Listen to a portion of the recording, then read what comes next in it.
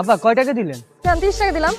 আপা রাজলক্ষ্মী থেকে এখানে ভাড়া তো 40 টাকা, আপনি 30 টাকা দিতেছেন কেন? আপনি কি ফাইজলামি করেন? এই রাস্তা আমি 14 বার আসি আর যাই প্রত্যেকদিন, আপনি শিখাইতেছেন আমাকে রাস্তা? হ্যাঁ, 30 টাকা ভাড়া, 30 টাকা দিছি, 40 টাকা কেন দিব? দিয়েছে ভাই? ভাই রাজলক্ষ্মী থেকে এখানে ভাড়া 40 টাকা, আপা দিতেছে 30 টাকা, আমি 10 টাকা চাইতেছি, সে আমার বকাবকি করতেছে। তো বকাবকি তো করবেই, ভুল তো আপনার। রাজলক্ষ্মী থেকে আমরা রিক্সা আসি 50 টাকা ভাড়া দিয়া, সেখানে আপনি মেয়ে মানুষ দেখে 40 টাকা ভাড়া নিতেছেন, এটা কোনো কথা? আর তানিয়া, তুই 10 টাকার জন্য বার্গেনিং করতেছিস কেন? 40 টাকা ভাড়া দিতে দিয়ে দে, গরিব অসহায় মানুষ তোর জন্য দোয়া করবে। তুই কথা কম বল।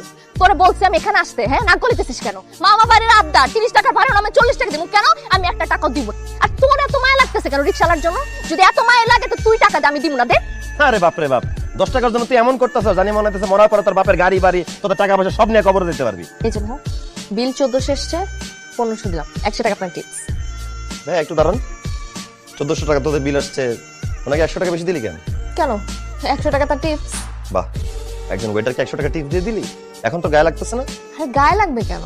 বেচারা এত কষ্ট করে আমাদেরকে খাবার সার্ভ করেছে, কিন্তু 100 টাকা তাকে দিতেই পারি। হ্যাঁ, তুই 100 টাকা ওনাকে টিপ দিতেই পারিস, তাতে আমার কোনো সমস্যা নাই। কিন্তু ওনার চেয়ে 3-4 গুণ বেশি কষ্ট করে একজন রিক্সাওয়ালা, যার ভাড়া হয়েছিল 40 টাকা, অথচ তুই তাকে 30 টাকা দিয়ে চলে গেলি। বেচারা এতবার তোকে বললো 10 টাকা দিতে, তুই দিলি না। তোর কাছে তখন 10 টাকার মূল্য এত হয়ে গেছে, এখন যে ওয়েটারকে 100 টাকা টিপ দিলি, এখন কেন হিসাব করতেছিস না? না, ওয়েটারকে টিপস দেওয়ার সময় তো আমরা এত কিছু হিসাব করি না। এটাই আমাদের সমস্যা, আমাদের যেখানে হিসাব করা দরকার সেখানে আমরা হিসাব করি না। এই যে এমন ধরে ওয়েটার ভাই, উনি এসি নিচে কাজ করতেছে, মাস শেষে একটা স্যালারি পায় এবং মানুষজন খাওয়া শেষ করে তাকে কিছু টিপস দেয়। আমি তো মনে করি উনি মোটামুটি ভালোই আছে। কিন্তু একজন রিক্সাওয়ালা রোদে পুরে বৃষ্টিতে ভিজে তার মাথার ঘাম পায়ে ফেলে আমাদেরকে এক জায়গা থেকে আরেক জায়গায় নিয়ে যায়। আমার মনে হয় আমাদের উচিত রিক্সাওয়ালাদেরকে বকশিস দেওয়া, 10 টাকার জায়গায় 20 টাকা বকশিস দেওয়া, কিন্তু আমরা সেটা করি না। রেস্টুরেন্টে খেয়ে ওয়েটারকে 100 টাকা বকশিস দিতে পারি, কিন্তু রিক্সাওয়ালাকে 5 টাকা ভাড়া দিতে পারি না। এই কারণে যারা গরিব তারা দিনে দিনে গরিব হইতেছে, আর যারা বড় লোক আরামে আছে তারা দিনে দিনে আরো আরামে থাকতেছে। দেখ, আমি বলতেছি না তুই ওয়েটারকে বকশিস দিবি না, আমি বলতে চাইতেছি যে একজন ওয়েটারকে 100 টাকা টিপস দেওয়ার সময় তুই যেরকম টাকার হিসাব করিস না, একজন রিক্সাওয়ালাকে তার ন্যায্য ভাড়া দেওয়ার সময়ও ওই টাকার হিসাবটা তুই করিস না। স্যার 5700 টাকা হচ্ছে, বাকির কথাই লিখে রাখ, পরে দিব না। স্যার আপনি তো সবসময় বলেন পরে দিব, কিন্তু পরে তো আর কোনো টাকা দেন না। 40,000 টাকা বাকি হচ্ছে আপনার, আজকে টাকা না দিলে আমি আপনাকে কোনো সদাই দিতে পারবো না। হারামজাদা, তোর এত বড় সাহস, আমার মহল্লায় ব্যবসা করে আমার মুখের উপর কথা আমার বাকি দিবি না? এই সাহস তোর কে দিছে? তোর আমি 1 পয়সাও দেবো না। দেখি কি করে আমার কাছ থেকে পয়সা আদায় করো। আসসালামু আলাইকুম মালিক চাচা, কেমন আছেন? ওয়ালাইকুম সালাম। জি বাবাজি, ভালো। কি ব্যাপার, চিল্লাপাল্লা করতেছেন কেন? কোনো সমস্যা হয়েছে নাকি? না না বাবাজি, কোনো ঝামেলা নেই, তুমি যাও যাও যাও। আসাদ ভাই, স্যার আমার কাছে প্রত্যেকদিন বাকি নিয়ে যায়, টাকা দেয় না। আমি ওনার কাছে প্রায় 40,000 টাকা পাই, তাই আমি কইছি আমি আর বাকি দিতে পারুম না, সেই জন্য আমার গায়ে হাত তুলছে।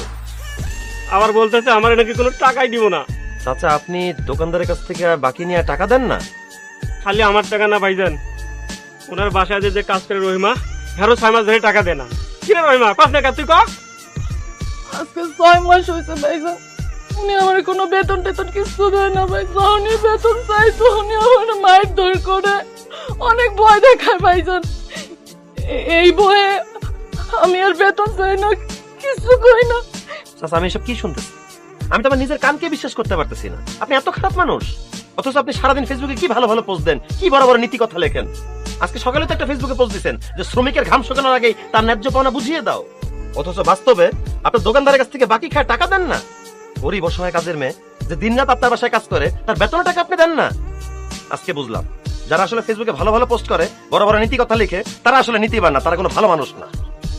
ফেসবুকে আপনি যে নীতি কথা লিখেন চাচা, আপনি যদি বাস্তবে তার 10 ভাগের 1 ভাগ ভালো হইতেন, তাহলে দেশটার সমাজটা বদলায় যেত। যাই হোক চাচা, দোকানদারের কাছ থেকে যত টাকা বাকি খাইছেন এখনই সব টাকা দিয়ে দিবেন।